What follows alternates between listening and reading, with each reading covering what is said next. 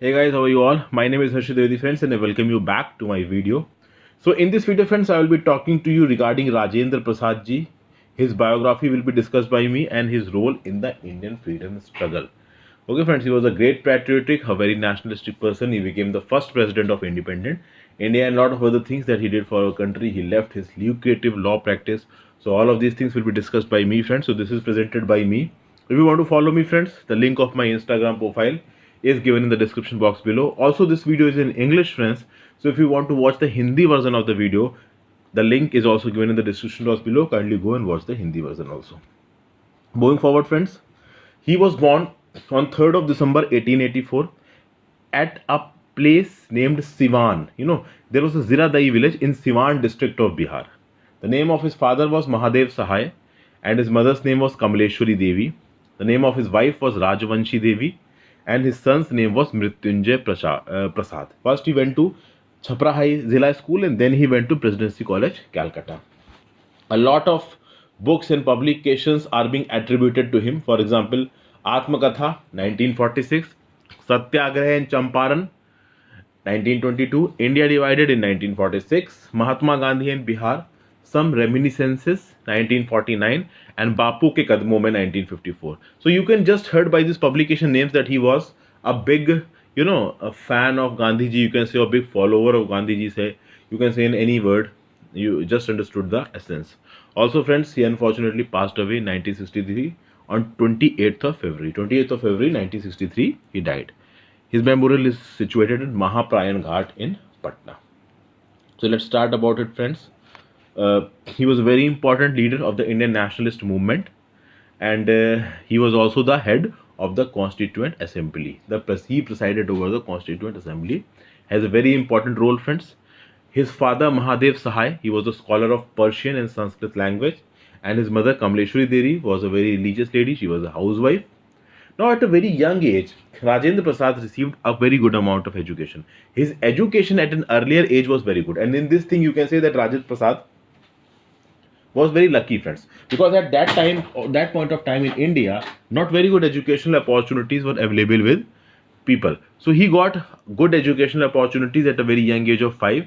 He was provided teachers for studying Persian, Hindi, mathematics. Then when he grow some big, then he was sent to Chhapra Zilla School, and after that he went to R.K. Ghosh Academy in Patna along with his elder brother Mahendra Prasad. When he was at the age of 12, he was married. So it was a sort of ball vivah, child marriage. At the age of 12, he was married to Rajvanshi Devi, and they had a son named Mrityunjay Prasad. At that point of time, child marriages were common, friends. Lot of them happened. Today it is reduced, but unfortunately today also child marriages are happening even after this much amount of education and modernization. Still child marriages are happening. This is a very unfortunate thing. Moving forward, friends, Rajendra Prasad was a brilliant candidate. He appeared for the entrance examination of University of Calcutta and he topped that examination. Because of topping that, he was given a scholarship of rupees 30 per month, and he joined the Presidency College in 1902, which was affiliated to University of Calcutta. Initially, he started studying science, but after that, he changed from science to arts. He started studying economics. Now, Prasad used to live with his elder brother in the Eden Hindu Hostel. The Eden Hindu Hostel is still there in Calcutta. You can go and have a look at it, friends. So, a plaque is also there in the room in which Rajendra Prasad used to remain, and that commemorates the stay of Rajendra Prasad in that room, friends. And Rajendra Prasad ji was very much instrumental in the formation of Bihari Student Conference in 1908. Now, this Bihari Student Conference was a novel idea at that point of time, a unique idea, an innovative idea. Also, friends, this Bihari Students Conference, most of the nationalist leaders of Bihar till 1920s came through this Bihari Students Conference. Okay, now in 1907, Rajendra Prasad ji got gold medal in economics master's degree. He also got the master's degree and also got the gold medal when he passed out from University of Calcutta in economics. After that, friends, he went to Muzaffarpur to do his post graduation. Also, after his post graduation, he went to Muzaffarpur. He joined Muzaffarpur Langat Singh College as a professor in English, and after that, he was appointed as the principal of that college. Now, this Langat Singh College is there in Muzaffarpur, friends. Once I went to Muzaffarpur, I had a paper to appear for. It was a Bihar PCS paper. So it was in the Langar Singh College only. So I went there, friends. So it's a big college there.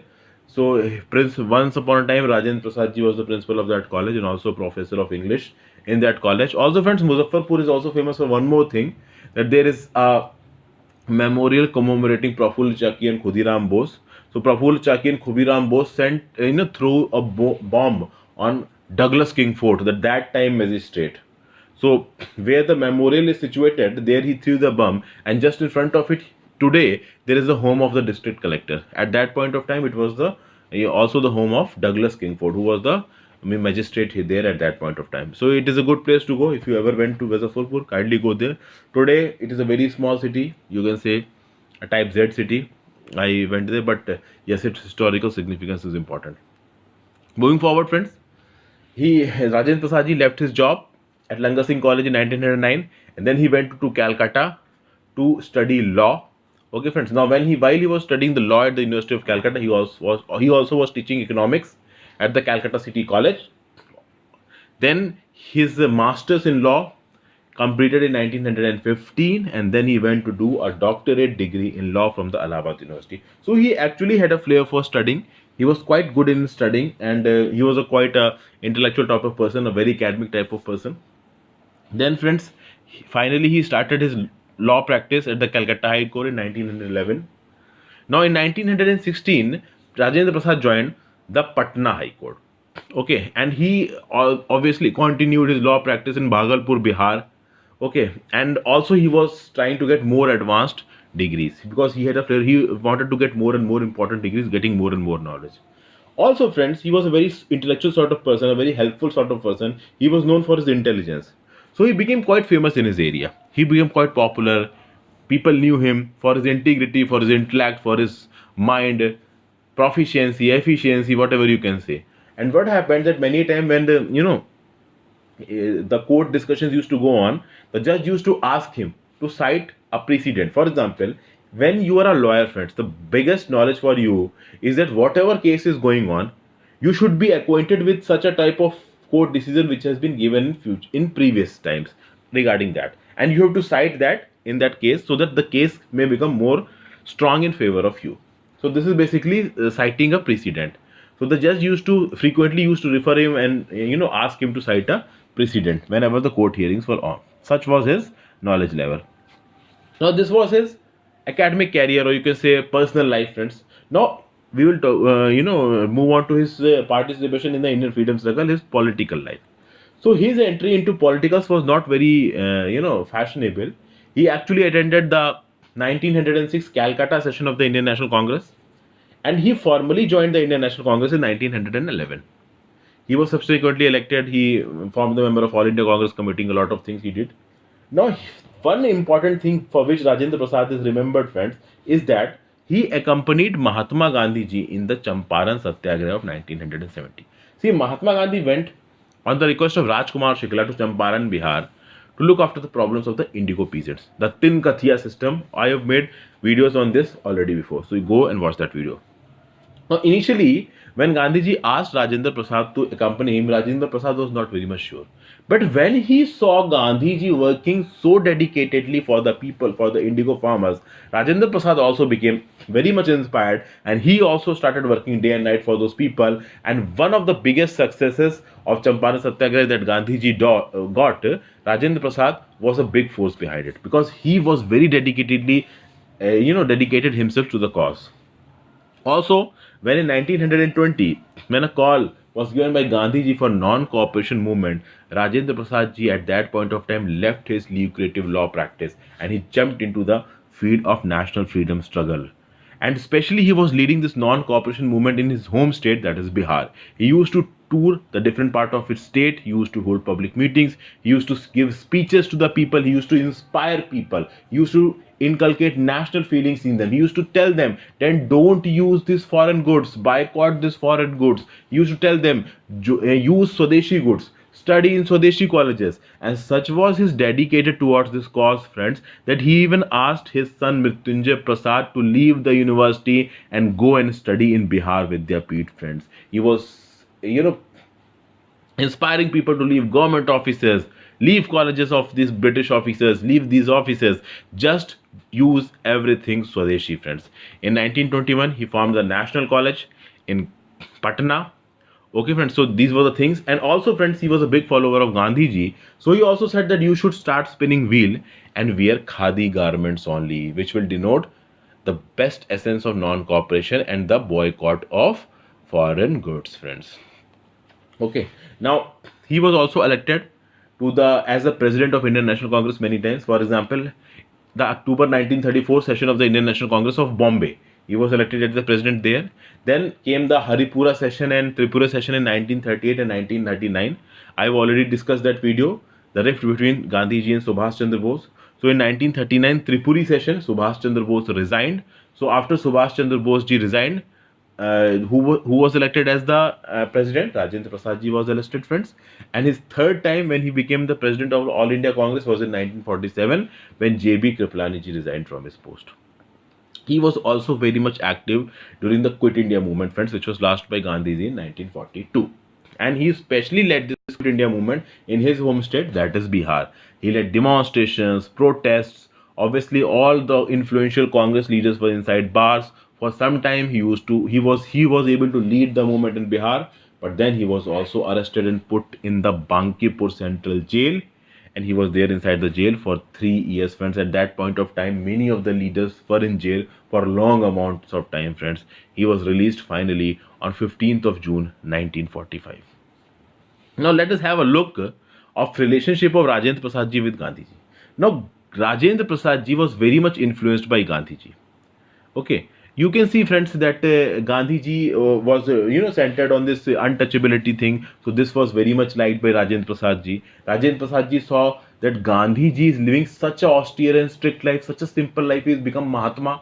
So this inspired Rajendra Prasad ji to leave all his servants, to leave his lucrative practices. Rajendra Prasad ji started doing all his works in the home, like cooking food, washing utensils, also cooking, washing even his own bathroom. So all of these things, he removed all the servants, all the richness, all the luxuries, all the amenities that were being provided to him. He left his lucrative practices and became a very simple person, following the steps of Mahatma Gandhi. Now, after that, when under the cabinet mission, the interim government was formed. Jawaharlal Nehru headed that interim government in 1946, and Rajendra Prasad ji was the food and agriculture minister in that interim government. Then came the Constituent Assembly, and Rajendra Prasad ji was the president of that Constituent Assembly. This Constituent Assembly worked from 1946 till 1949. You also know that on 26th of November 1949, signatures were appended on the Constitution of India. On 26th of January 1950, the Constitution of India came into force, and after that, Rajendra Prasad ji was elected as the first president of India, of the Republic of India. And also that, friends, he will remain the president of India twice, from 1952 to 1957 and 1957 by 1962. So he was elected for two successive terms, re-elected for two successive terms. From 1950 to 1962, he was the president of India, friends. And as a president of India, he was involved in a lot of things, friends. For example, he traveled extensively all around the important countries of the world. He met the leaders. He tried to build the diplomatic relations of India with important leaders, with important countries of that time, friends. Also, during was involved in a lot of humanitarian activities, friends. When flood came in Bengal and Bihar in 1949, he distributed food and clothes to the victims. Then there was an earthquake on 15th of January 1934. So when Rajendra Prasad ji was out from jail, he formed a this committee, Bihar Central Relief Committee. He just collected 38 lakh rupees for the welfare of the people. Then came a Quetta earthquake. This is in Balochistan province in 1935. So he also organized the Quetta Relief Committee in Punjab, but however he was not allowed to go to Quetta because the British stopped him, restricted him from doing so. Also, friends, he resigned from his post of president in 14th May 1962. In September 1962, his wife Rajvanshi Devi passed away. His health was started deteriorating, friends, and finally he was given the Bharat Ratna Award in 1962. And on 28th of February 1963, Rajendra Prasad breathed his last, friends. So this is the whole brief history of Rajendra Prasad ji. He is a very, very important leader of our freedom struggle, friends. We are very much indebted to what he has done for this country, friends. So all the important news about Rajendra Prasad ji have been covered in this video, friends. I hope you like this video. If you really like this video, friends, kindly give this video a like. You can also subscribe to my channel, friends, and please tell me through your comments that what is your view about this video, friends. Any adverse view you can also give in your comments, any positive, please tell me, friends, and please share more and more these videos with your friends who are preparing for similar type of things. So thank you for watching, friends. Have a great day. Goodbye.